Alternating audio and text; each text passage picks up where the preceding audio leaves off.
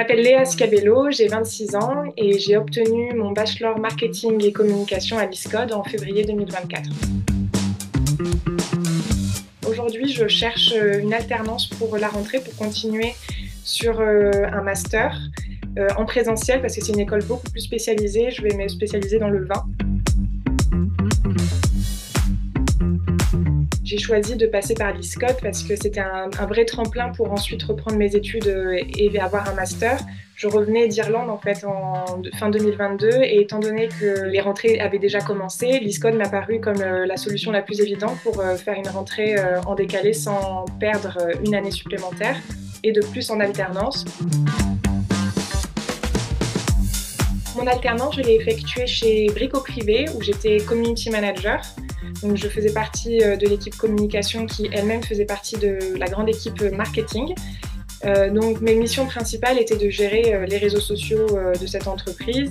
Donc on était vraiment dans la recherche de contenu constante, mais on gérait également la partie digitale plus en général. Donc c'était vraiment un poste assez polyvalent et en lien avec plein d'autres services.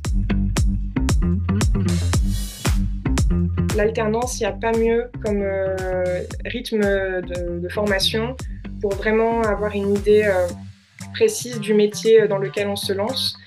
Ça permet aussi de développer des compétences qui n'ont rien à voir avec ce qu'on apprend à l'école. On est vraiment dans la réalité. Et moi, j'avais même plus le sentiment d'être étudiante, mais je faisais vraiment partie intégrante de l'entreprise. J'ai choisi de le faire sur la notoriété, comment développer la notoriété et l'engagement des réseaux sociaux de Brico Privé, donc l'entreprise où je faisais mon alternance. Ça m'est apparu comme un sujet qui était assez évident par rapport aux problématiques auxquelles je faisais face chaque jour dans mon poste. Et je me suis dit que je pouvais peut-être apporter des réflexions là-dessus, des choses à améliorer. Ça s'est très bien passé, j'ai eu une excellente note, donc voilà. Il y a un vrai accompagnement comparé à d'autres formations à distance. J'ai été formée aussi à distance pour mon BTS, donc je sais de quoi je parle. La coordinatrice pédagogique me téléphonait à peu près tous les mois, je dirais, pour savoir si tout se passait bien en entreprise, si j'avais des choses à faire remonter.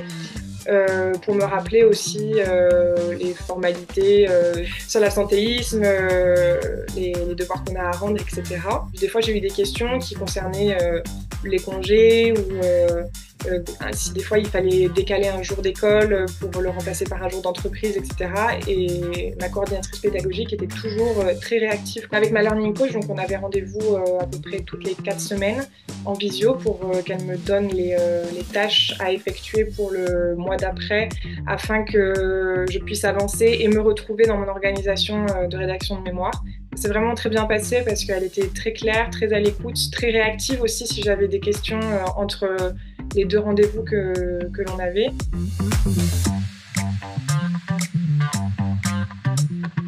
Concernant l'enseignement à distance, moi je dirais que c'est propre à chacun. Je sais qu'il y a des gens qui ont besoin d'être accompagnés en présentiel, d'avoir le côté vraiment camarade, etc. Si on est quelqu'un d'indépendant et d'autonome, c'est amplement réalisable parce qu'il y a un vrai suivi donc avec la learning coach, donc on n'est pas livré à soi-même pour la rédaction du mémoire et même le choix du sujet. On a quand même quelqu'un derrière qui surveille et donc ça permet d'avoir le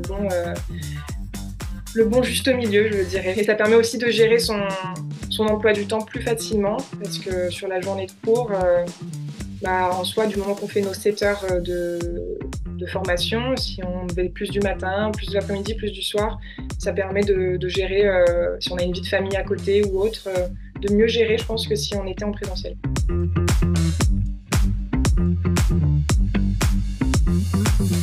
L'adaptabilité parce que l'entreprise choisit le jour qui lui convient pour le jour où l'étudiant sera en formation.